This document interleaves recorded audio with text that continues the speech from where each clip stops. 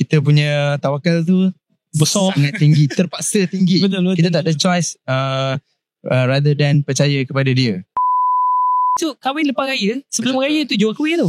Betul. So awal tu kita dah start. So tu waktu kerja Tuhan juga. Mungkin dia yang setkan bisnes saya sebelum ni down untuk bisnes ni. Kan, kita tak tahu. So eventually sebenarnya yang paling amazing yang tuan buat adalah duit kahwin saya tu, wang hantaran saya tu adalah hasil daripada saya jual kuih raya. Dan nak jadikan cerita juga, saya keluarkan duit tu, transfer kepada wife saya tu malam sebelum saya nikah. Kita punya tawakal tu besar, sangat tinggi, terpaksa tinggi. Betul. Kita tak ada choice rather than percaya kepada dia. So kita boleh usaha je. Dia jalankan betul kan lah, betul. Unless kita baring tidur kat rumah, tak jadi apa kan. Okey, kejap bagi saya kira kejap. So kalau sebulan selepas raya, puasa baru start jual kuih. Betul. Dalam masa period of 2 bulan itu dapat mengumpul seberapa banyak kalau tak kisah?